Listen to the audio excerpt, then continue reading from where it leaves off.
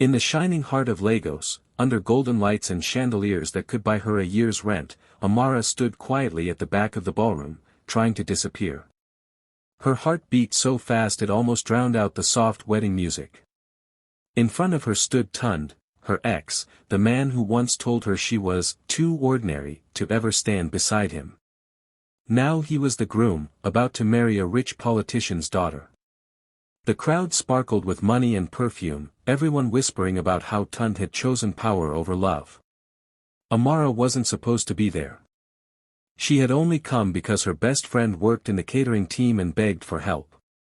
She thought she could hide behind the trays and stay unnoticed. But fate had other plans.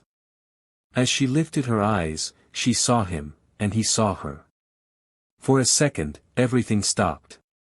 The groom's easy smile faltered, his confidence cracked, and his hands trembled as he held the microphone. Their past, the love, the heartbreak, everything they had buried, flashed between them in that one look.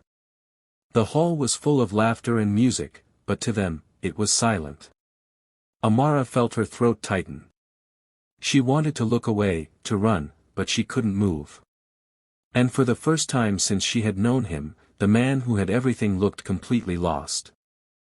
As the music swelled and the heavy doors opened, everyone turned to watch the bride glide into the ballroom like she was floating.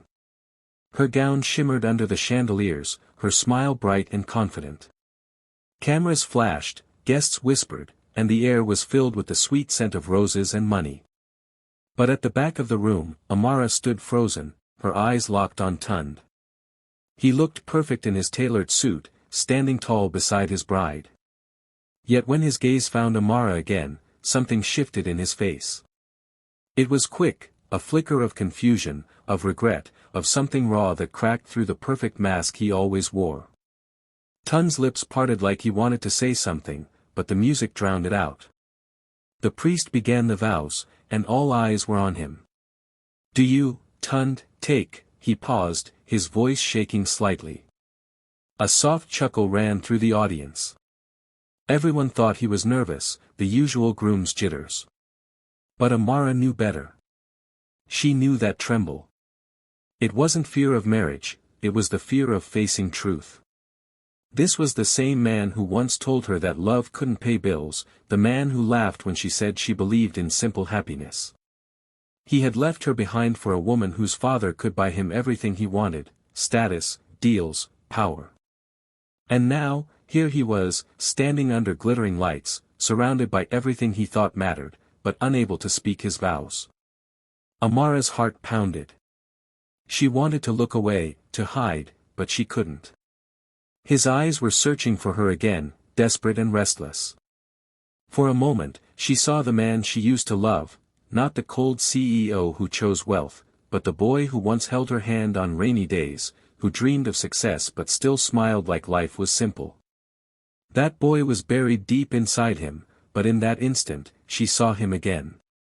Tund's bride glanced at him, confused. The priest repeated the question, and Tund finally forced the words out, voice thin and shaking. The hall filled with polite laughter again, guests whispering about how love makes even powerful men weak. But Amara stood still, her eyes glistening, her lips pressed tight. She knew what they didn't, that this wasn't about love, not anymore. This was about loss.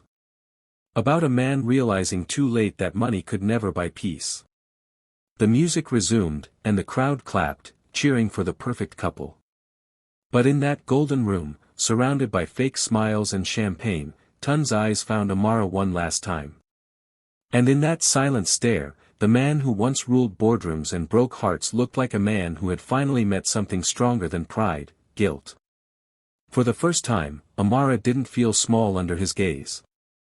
He did. The priest's voice echoed through the hall, calm and steady, "If anyone here has any reason why these two should not be joined in holy matrimony, speak now or forever hold your peace." For a heartbeat, the grand ballroom fell completely silent. The sound of the chandeliers humming, the soft rustle of silk dresses, even the faint music, all of it vanished. Amara stood at the far corner, still wearing her catering apron, her hands shaking slightly as she held an empty tray. She knew it was her cue to leave before anyone noticed her. Her chest felt tight, her eyes burned. She had seen enough. She took one slow step toward the door, her head down, hoping to slip away unseen. But before her foot touched the carpet again, a loud voice shattered the silence. "Stop her." It was Tund. His deep, commanding tone that once made boardrooms fall silent now carried across the hall like thunder. Every head turned. Gasps filled the air. The bride froze mid-smile, her bouquet trembling in her hand. The cameras that were supposed to capture a perfect society wedding began flashing wildly, hungry for scandal. Amara froze. Her breath caught in her throat. She didn't turn around, she didn't want to believe he was talking about her. But then she heard it again, louder this time, his voice cracking. "Amara, please, don't go." The guests whispered in shock. Some thought it was a cruel prank. Others looked at the bride, who now stood stiff and pale, confusion and humiliation written across her face. The man she was supposed to marry had just called out another woman's name, his ex, the one he left behind for power and money. Tund dropped the microphone. The sharp thud echoed through the room. His bride's father stood up, furious, while reporters at the back scrambled to record the chaos. But Tund didn't care. He was already moving through the crowd, ignoring the cameras, ignoring the gasps, chasing the woman who once cried herself to sleep because of him. Amara finally turned around, her eyes wide. She saw him pushing past guests, his perfect suit rumpled, his expression desperate. The man who once called her ordinary was now kneeling before her in front of everyone who once looked down on her. "Amara," he whispered, his voice shaking. "I can't do this. I can't marry her. Please, don't walk away." The hall erupted. Some guests filmed on their phones. Others whispered her name like a headline waiting to explode. The bride's mother fainted. The priest looked lost.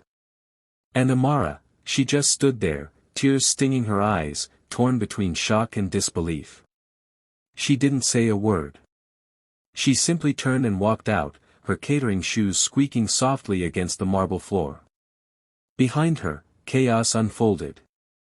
And as she stepped outside into the warm Lagos air, she knew one thing for sure, the man who once broke her heart had just shattered his own in front of the whole country. The moment Amara stepped outside, the skies opened as if Lagos itself was crying with her. Heavy rain poured down, washing away the glitter and noise of the wedding behind her. She didn't care that she was soaked. She just wanted to get as far away as possible. Her heart was pounding, her hands trembling as she pulled off her apron and tossed it aside. She could still hear the whispers and gasps echoing in her mind. But before she could take another step, she heard hurried footsteps splashing through the puddles behind her. "Amara." The voice was shaky, desperate. She froze. She didn't want to turn around, but she did. Tund was running toward her, drenched from head to toe, his expensive suit ruined by the rain. His once perfect hair clung to his forehead, his shoes slipping on the wet pavement. For the first time, he didn't look like a man of power. He looked human, broken, lost. "You were right," he said, gasping for breath. His voice trembled, raw with regret. "I had everything, money, fame, power, but no peace. You were my peace, Amara. And I threw it away." She stared at him, her eyes cold. "Peace?" she asked softly, almost laughing. "You told me love couldn't pay bills. You wanted a queen who could make you look powerful. You found one, Tund. Go kneel before her, not me." Her words cut through the rain like sharp glass. But Tund didn't move.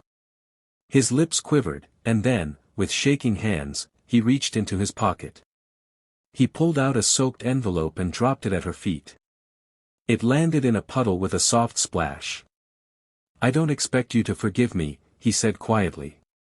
"But this belongs to you." Amara frowned, bending slowly to pick it up. The ink was smudged from the rain, but she could still read the words printed on the front, property title, Amara Ease. Her eyes widened. She opened it quickly, her breath catching when she saw the official papers inside. It was the deed to her late father's house, the same house she lost after Tund left her, the one she'd begged the bank to save. She looked up at him in shock.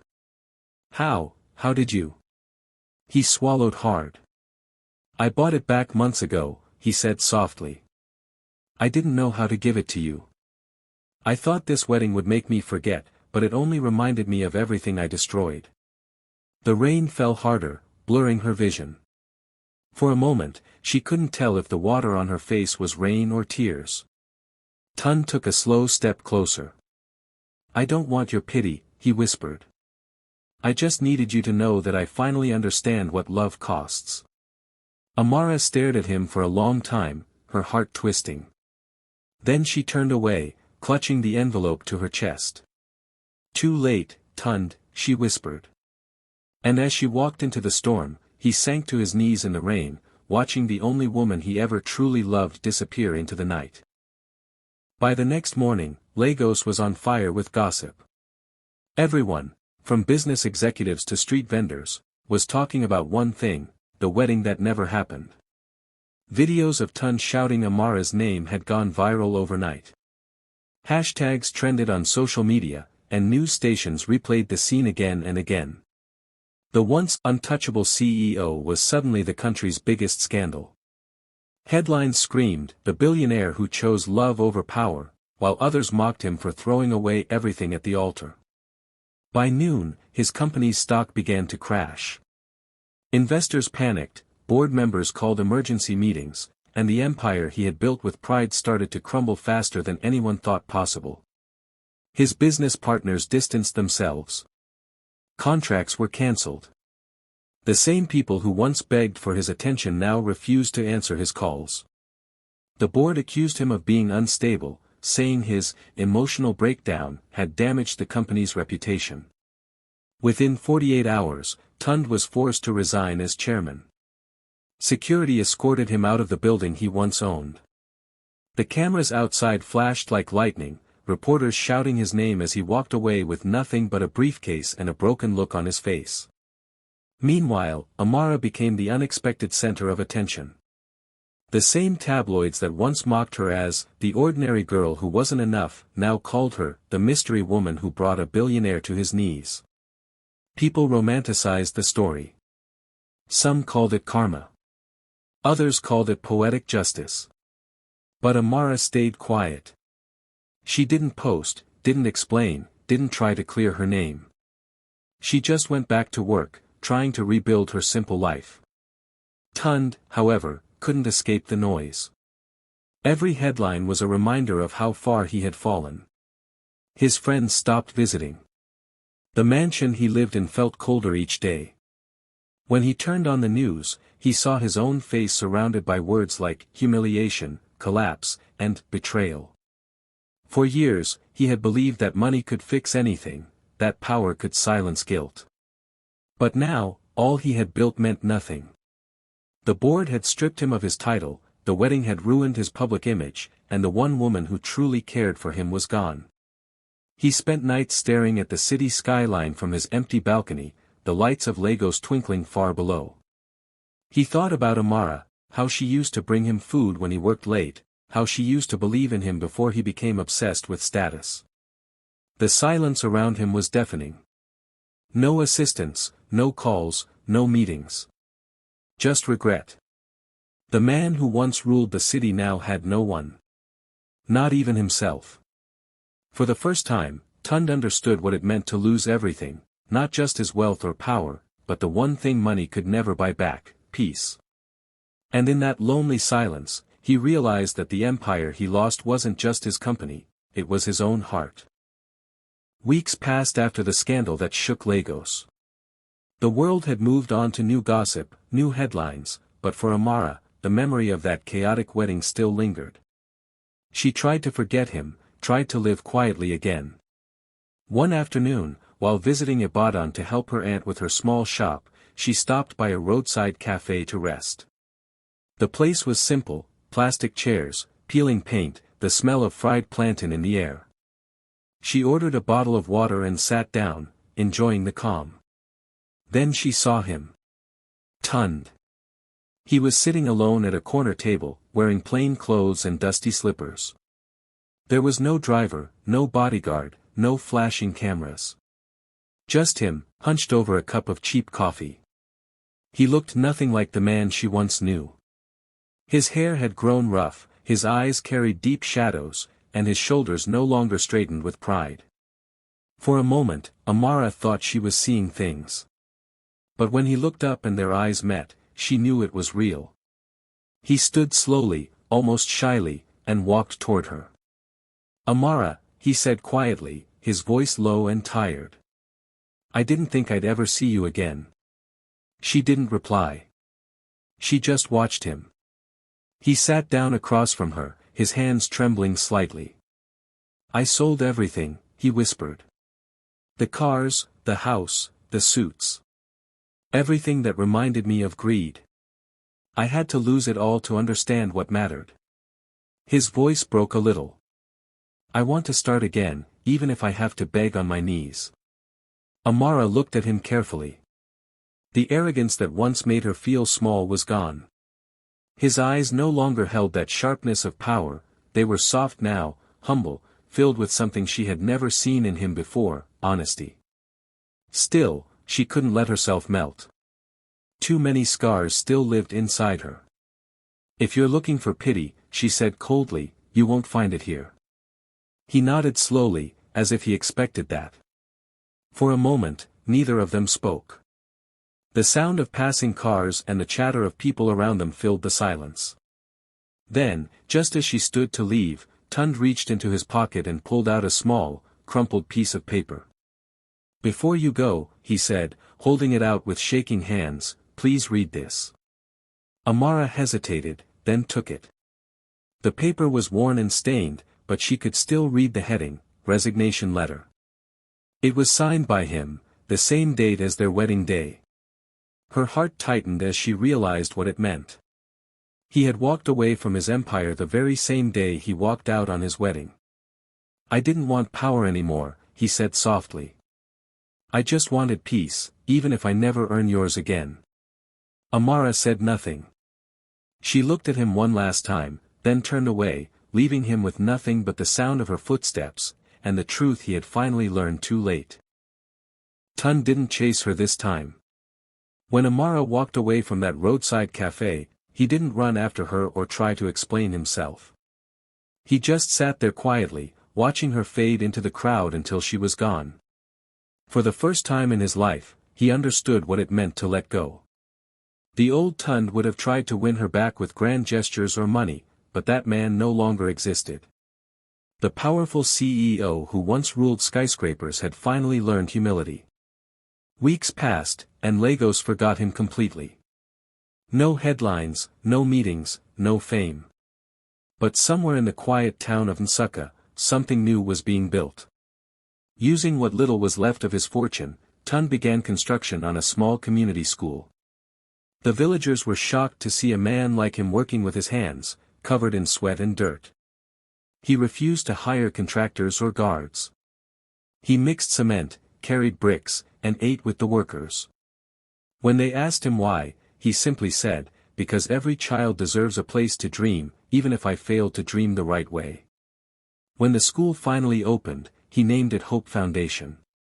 There was no plaque with his name, no fancy ribbon-cutting ceremony, no journalists. Just laughter, chalk, and the sound of children learning how to read and count. Tund started teaching them himself, lessons about honesty, kindness, and the importance of chasing purpose over power. He lived simply, in a small rented room near the school.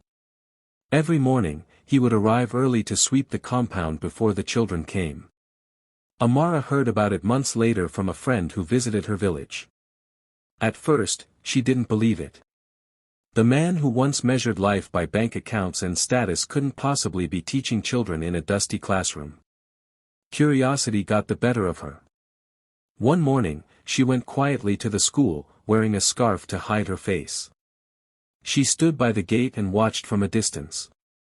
Inside, she saw him sitting on a wooden bench, surrounded by children. He was showing them how to write their dreams on pieces of paper. Don't dream about cars or money, he told them gently. Dream about who you want to become. Dream about peace.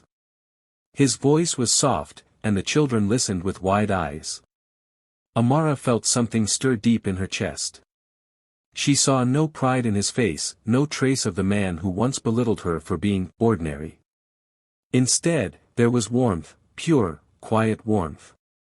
She realized then that Tund had truly changed, not because he wanted to win her back, but because he had finally found himself.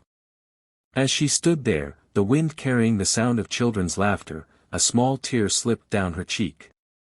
The man she once loved had finally learned what love really meant, not through wealth or success, but through loss, humility, and the simple act of giving back. Months later, the city of Lagos buzzed again, but this time, not with scandal, but with quiet curiosity. Somewhere outside the city, in a small garden filled with flowers and children's laughter, Amara stood in a simple white dress. No diamonds, no flashing cameras, no fancy guests. Just the kids from the Hope Foundation, some friends, and the sound of birds in the air. The same sky that once watched her heartbreak now glowed softly above her. Tund stood across from her, wearing a plain white shirt, no tie, no designer shoes. His eyes were steady, calm, and full of sincerity. When he spoke, his voice trembled slightly. This time, Amara, he said, no empire, no show, no crowd. Just me. Amara looked at him, her eyes glistening. She smiled softly and whispered, and that's exactly what I always wanted. The children clapped, tossing petals they had picked from the garden. There was laughter everywhere, real, unforced, beautiful laughter. The same man who once broke her heart in front of the world was now holding her hand with nothing to offer but himself. And for her, that was finally enough. Later, someone recorded a short video of their quiet wedding and posted it online. It spread like wildfire. People all over the country shared it, calling it the wedding that healed Lagos. The same world that once mocked them now called their story a miracle. But for Amara and Tund, it wasn't about going viral or proving anything. It was about finding peace in simplicity and love in truth. Under that gentle Lagos sky, they finally got the ending they were always meant to have, the love that money could never buy.